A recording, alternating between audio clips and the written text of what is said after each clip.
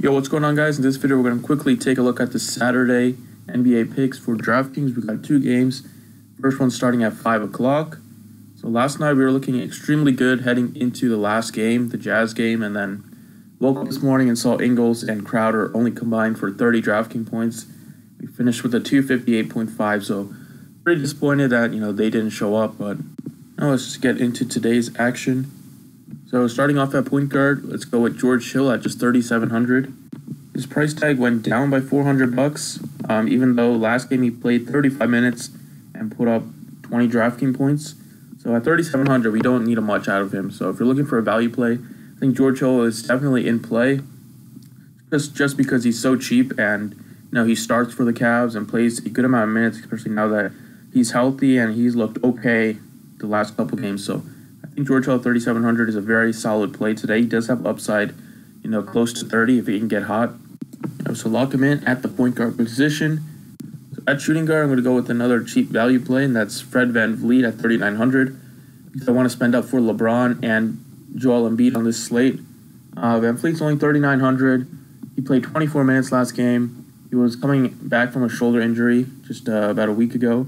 So he didn't play much in his first two games, but last game played 24 minutes, looked really good out there. He had 4 of 7 from 3. And in the regular season, he used to close the game out with Kyle Lowry and DeMar DeRozan. So his minutes should be between 25 to 30, as long as his shoulder's feeling healthy. And if the game is close here, I could see him getting a good amount of run because he's a great ball handler. He can stroke the three, and he can get you some rebounds and assists as well. So I like VanVleet at just 3,900. He seems like a really great value play and about $500 too cheap on the slate. So at small forward, let's go with LeBron James at 12.1K. LeBron James has just been unbelievable this postseason. He's playing well over 40 minutes in every game that's closed. The one game against Indiana was a blowout, so he only played 31, but he's playing in the mid to upper 40s in every game that's competitive. He also played a couple less minutes in the last game because they were blowing them out. So he should play about 45 minutes in this one if the game is tight. Upside is through the roof. Triple-double upside. He's throughout the postseason, he has not disappointed at all. Every game he's gotten you at least 60 in games that counted, games that were close, and his upside is close to 80. So 12-1, you need about 72 out of him to hit value. And, it seems like a very safe play, and he does have huge upside. So I love LeBron at 12-1. Power forward, let's go with his teammate Kevin Love at 68. Now, Kevin Love finally broke out of his slump.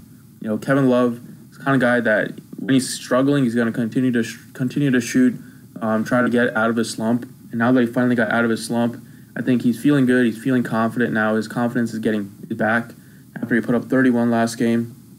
And at 6,800, he's still too cheap. Remember that Kevin Love was close to 8,000 in the regular season, in the mid-7s to 8,000. So even though he got an $800 price jump, he's still way too cheap in this matchup, especially playing at home in front of the home crowd. So Kevin Love at 6,800 has 50-point upside.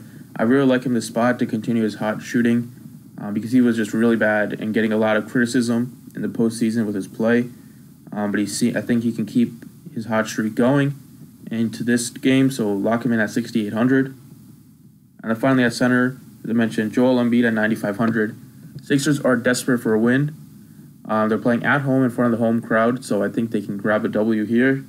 And Embiid's going to have to take over for them because Simmons has been a non-factor. The Celtics, Brad Stevens has done an amazing job just exploiting his weaknesses. So Simmons is probably not going to be able to get a lot of points, so I think Embiid's going to have to really step up. Played 37 minutes last game, put up 50. First game put up 58. So he does have great upside. We know in the regular season his upside was about 70 DraftKings points. And if Brett Brown decides to just feed Embiid the ball, I think that could be a strategy that works in this game because Embiid is just so much bigger and stronger than Al Horford and Aaron Baines. So I think Embiid can have a massive game, and I think he is going to. He wants to take over the game and get a win for the Sixers. So I love Embiid at 9,500, and there you have it. Those are 5 guys that should get you set up for the slate. Thanks for watching. I appreciate it, and good luck.